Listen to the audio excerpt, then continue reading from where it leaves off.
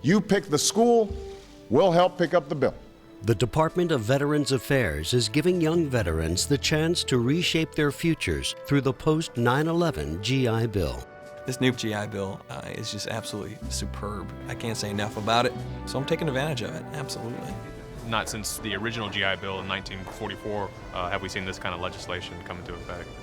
With this remarkable benefit now available, we'll follow 3 veterans as they move from combat ready to the classroom. It's fantastic. I'm actually reaping the benefits of what I worked for. They think our generation is the next great generation. They really want to see us succeed.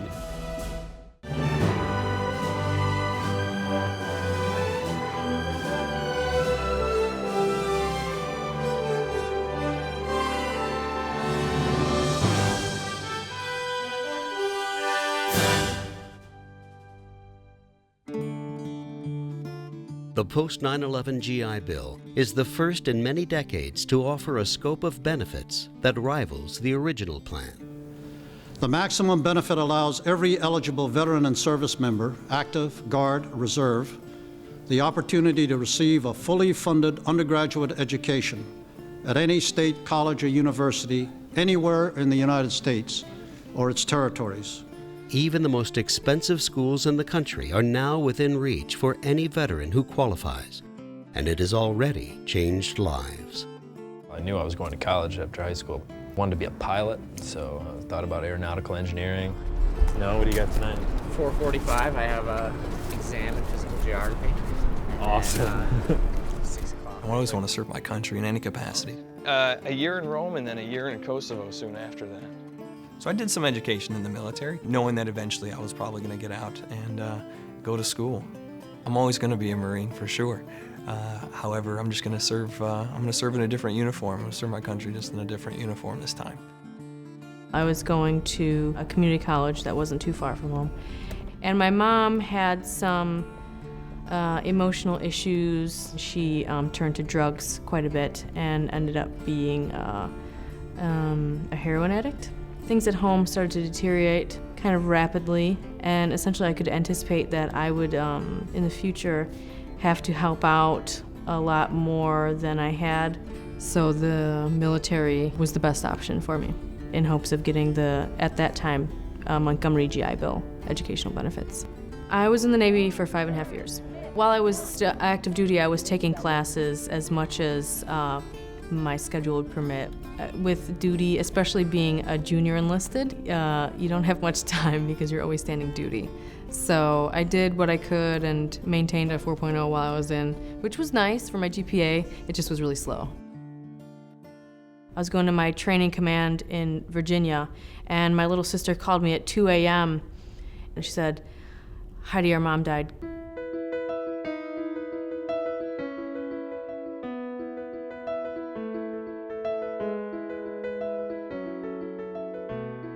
I was actually considering officer programs, but I decided to get out to pursue college full-time.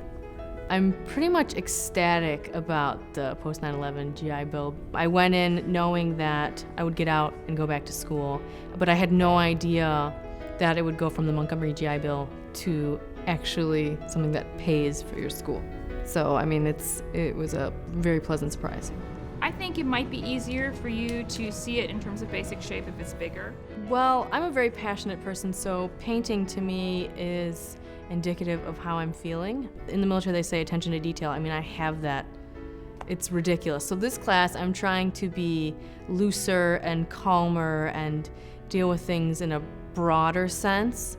So not only is it a core requirement, but it's Heidi's kind of unpaid therapy. Well, no, it's expensive therapy.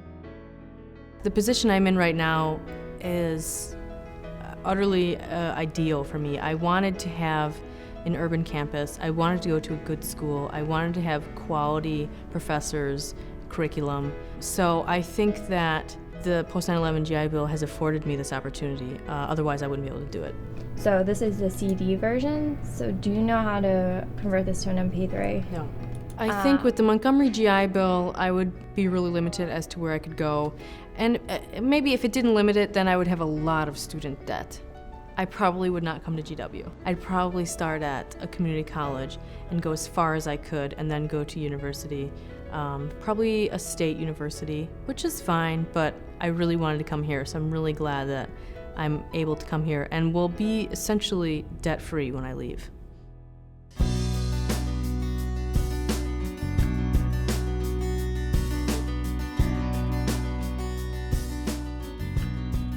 I was set and ready to go to college and was just sitting on the couch one night and saw young men and women were fighting every day, fighting for not just our country and our freedom, but they were trying at the time to get rid of Saddam Hussein and bring the Iraqi people some freedom and democracy as well.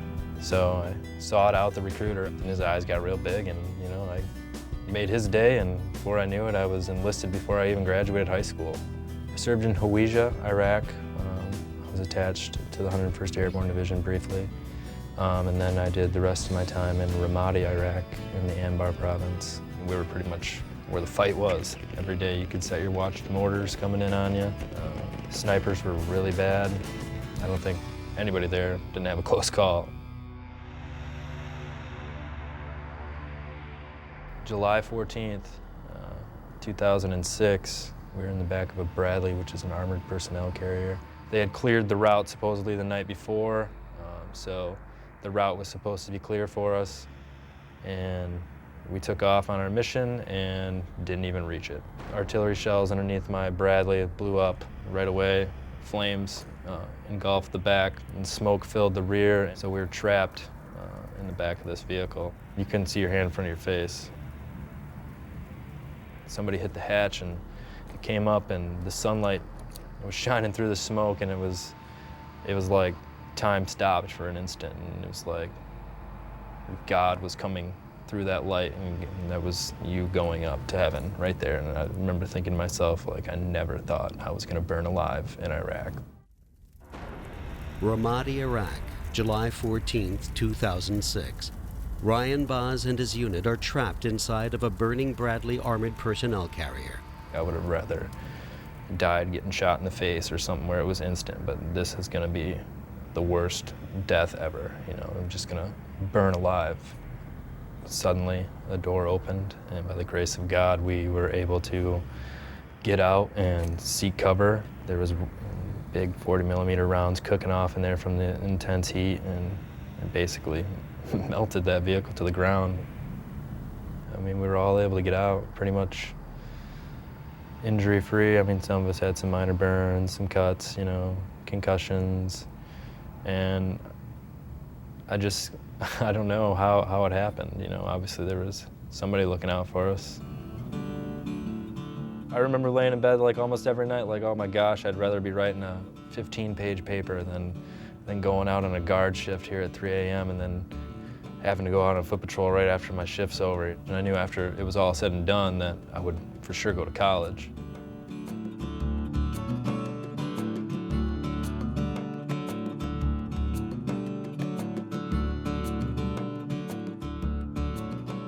I was in Michigan working my tail off at Western Michigan University to get good grades. I knew I wanted to come to DC because I wanted to major in international affairs, just because Middle Eastern is my thing now. I heard that George Washington had like one of the best international affairs programs in the country, and I thought, well, we'll give it a shot. Let's see if they accept me. And sure enough, they accepted me, and that was fine and dandy, but after I did more research, I realized that I would be in some serious debt if I decided to go here. One day I went to George Washington's website, and they said up to 360 undergrad veterans that qualify 100% of the Yellow Ribbon program is going to go to school for free. I think my jaw hit the floor and was like, I couldn't write my intent fast enough. Like, hey, I'm coming. George Washington University is like a $50,000 a year school, and I don't have to pay a dime.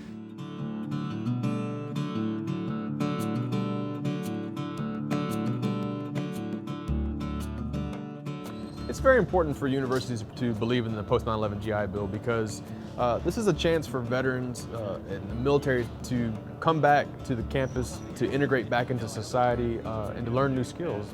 They have shown that for every service member that the military pays benefits to, you receive $7 in taxes and revenue based off of their future earnings than for every dollar that we paid on them. By virtue of the original GI Bill, you built your middle class of doctors and accountants and lawyers and all these other people. And so that's what we're trying to do now, is create the next greatest generation.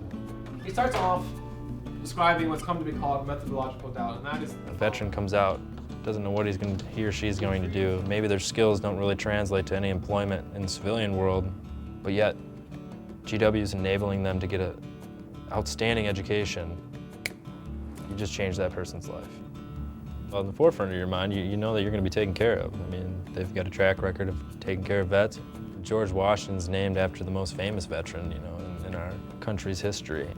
The first person to utilize the GI Bill after World War II came here. And so I think that they're trying to carry on with the history of really supporting the veterans. I won't stop smiling because I don't have any student loans to pay back, you know, and it makes it all worth it in the long run.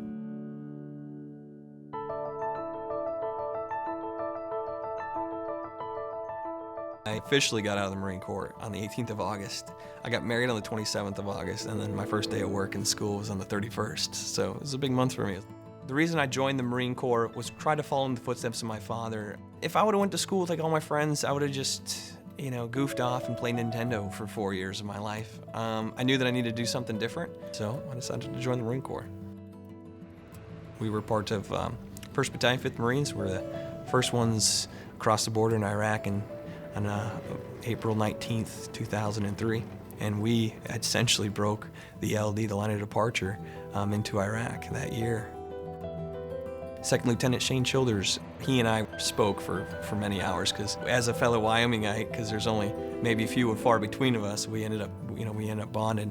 And he was telling me a story, kind of just mentoring me a little bit as a young Lance Corporal, and telling me about the Marine Security Guard program and what it could do for me about going overseas, being in a diplomatic mission. And then about a couple hours later, we racked out. Second Lieutenant Childers was killed not too soon after that, after he got off his track.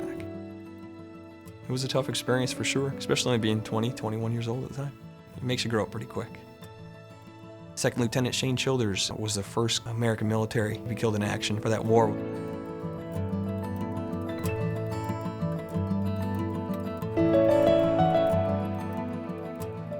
One of the great leadership principles that is taught to every Marine is kind of know yourself and seek self-improvement, something I've kind of kept close to my heart for a while. So knowing that, I had it in my mind. I said, okay, I'm gonna finish this out. I'm gonna finish out this enlistment. I'm gonna go to the university. I'm gonna go to school.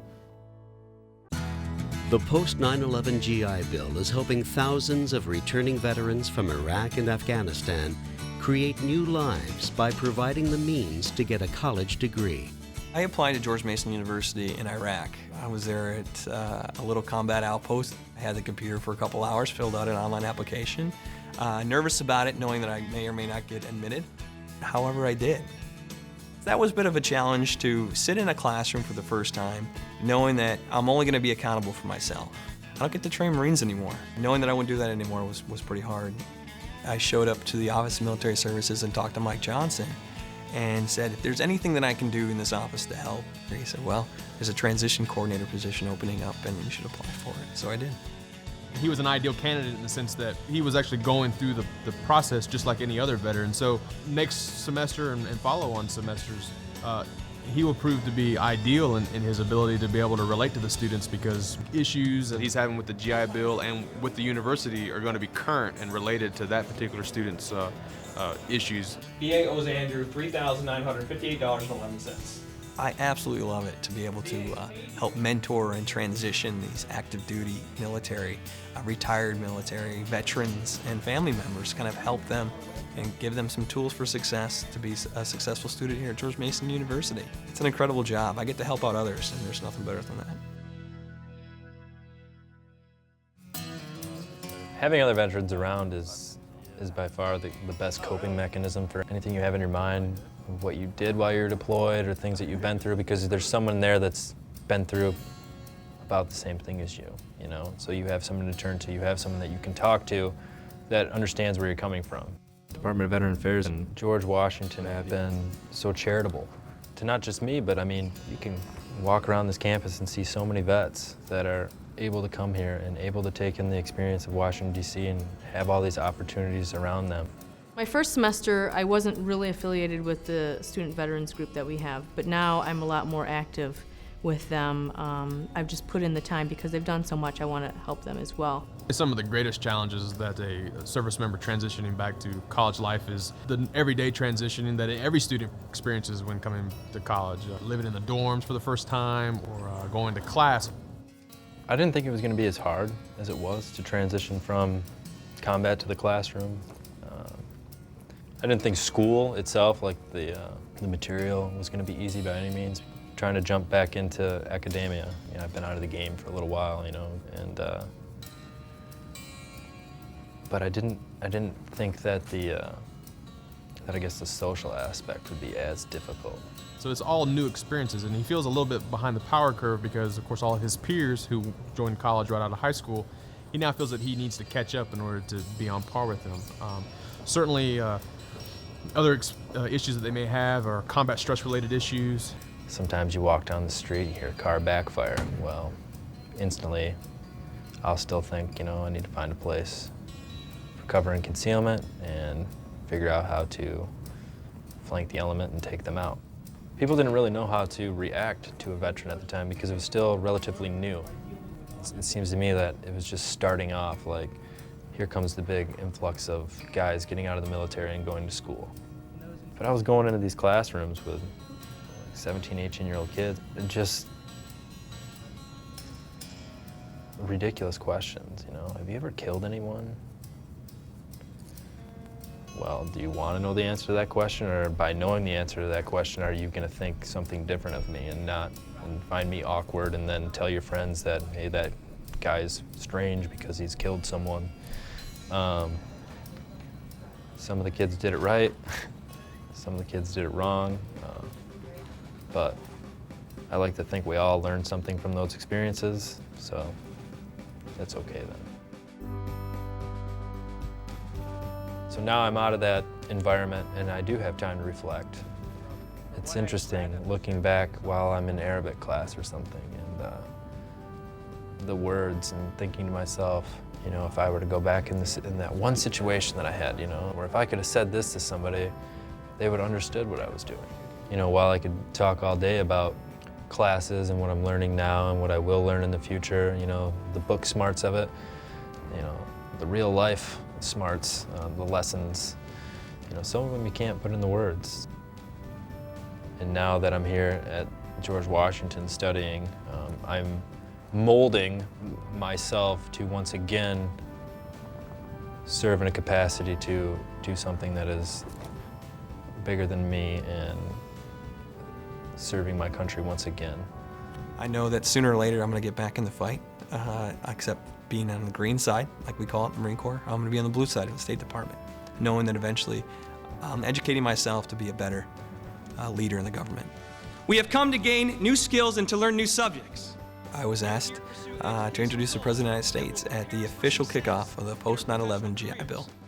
Through education, innovation, and opportunity, we will build a greater, more prosperous nation.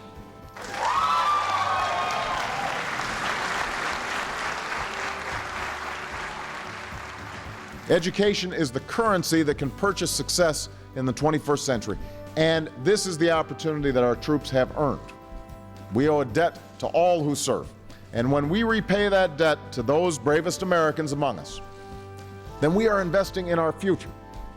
President Obama comes right back up to me and shakes my hand again and looks me right in the eye and says, I definitely can tell you're going to be a future leader in our government. And then Vice President Biden comes right up to me and he says, wow, Staff Sergeant Miller, are you trying to get my job? I said, no, sir, I'm not. I'm actually going for your boss's job.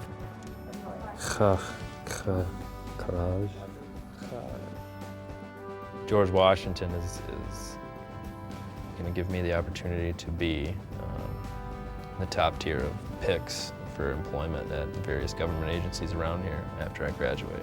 So they've been great. I mean, who would expect it? I mean, they definitely didn't have to do that. I mean, but just that they did shows that they care and they think our generation, you know, is the next great generation. They really want to see us succeed. This is the first time in a long time that I've actually felt like I'm at home.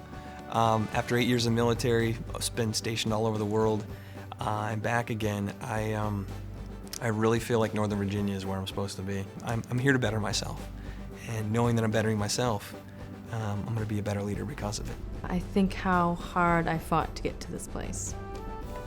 There was a lot of effort put into it. So I think the fact that I did it and succeeded is what is, yeah, that's what makes me smile. For the rest of my life, after I have a degree from the George Washington University, it's just going to keep paying me dividends throughout my life.